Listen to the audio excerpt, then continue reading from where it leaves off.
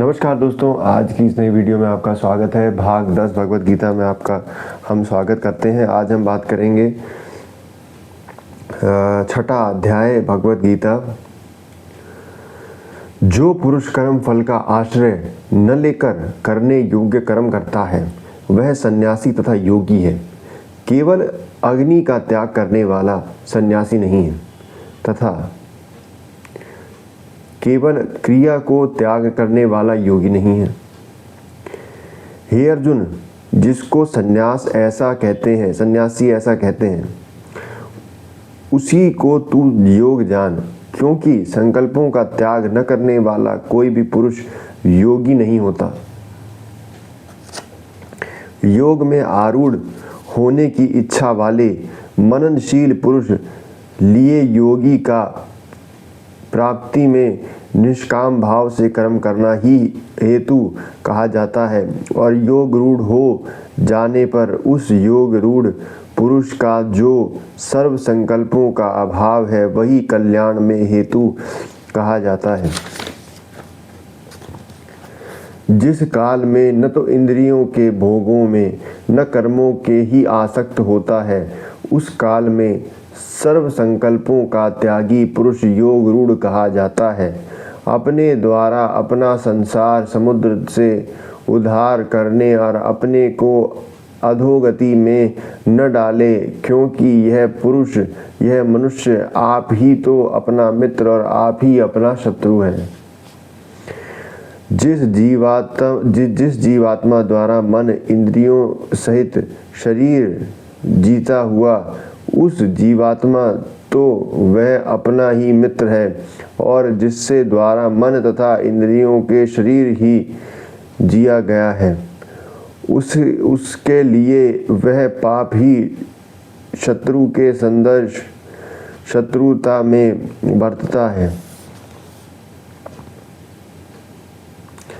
सर्दी गर्मी और सुख दुखादमी तथा मन अपना में जिसके अंतकरणी वृत्तियों के भली भांति शांत है, ऐसा स्वाधीन आत्मा वाला पुरुष के ज्ञान में सच्चिदानंद परमात्मा समस्त प्रकार से स्थित है, अर्थात उसके ज्ञान में परमात्मा के सिवा अन्य कुछ ही नहीं है। जिसका अंतःकरण ज्ञान विज्ञान से तृप्त है, जिसकी स्थिति विकार रहित है, जिसकी इंद्रियां भली भांति जीती हुई हैं, जिसके लिए मिट्टी पत्थर और सुवर्ण समान है, वही योगी युक्त अर्थात भगवत प्राप्त है, ऐसा कहा जाता है। सहृदय मित्र वैरी उदासीन मध्यस्थ द्वेष और बुद्धि गणों के धर्मात्माओं में और पापियों में भी सम्मान भाव से रखने वाला अत्यंत श्रेष्ठ है।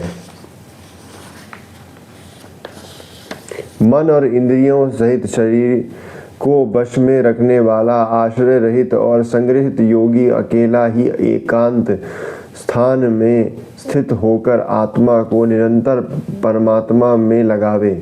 शुद्ध भूमि में जिसके ऊपर कर्मशः कुशः मृगछाला और वस्त्र बिछे है, जो न बहुत ऊंचा है और न ही बहुत नीचा है, ऐसा अपने आसन को स्थापन करें। उस आसन पर बैठकर चित्त और इंद्रियों की क्रियाओं में वशी में रखते हुए मन को एकाग्र करके अंतःकरण शुद्धि के लिए योग अभ्यास करें। काया सिर और गले के समान एवं अचल धारण करने और स्थिर होकर अपनी नासिका के अग्रभाग में दृष्टि जमाकर अन्य दिशाओं को न देखता हुआ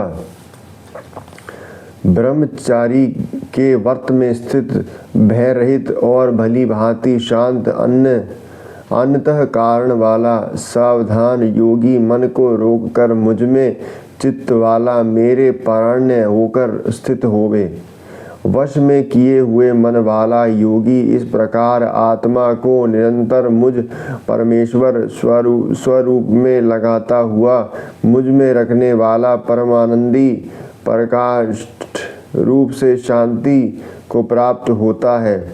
हे अर्जुन, यह योग न तो बहुत खाने वाले का है, न बिल्कुल न खाने वाले का है, न बहुत शयन करने वाले का स्वभाव लोक है, और न सदा जानने वाले का ही सिद्ध होता है।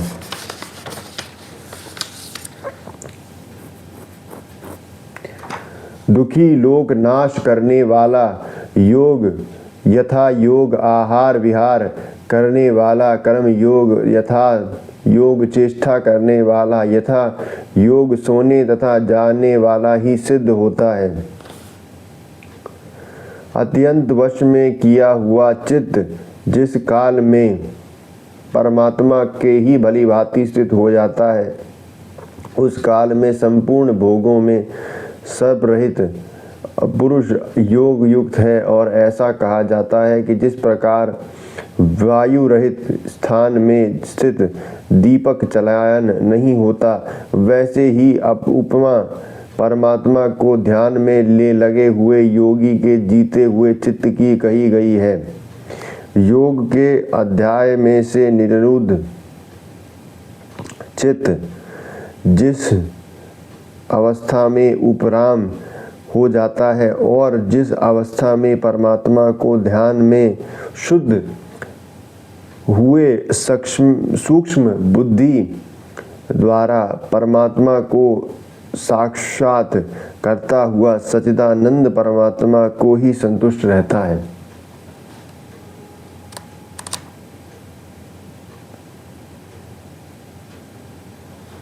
तो ये थी आज की वीडियो भाग 10 भगवत गीता। यदि आपको वीडियो अच्छी लगी हो तो लाइक शेयर सब्सक्राइब कीजिएगा।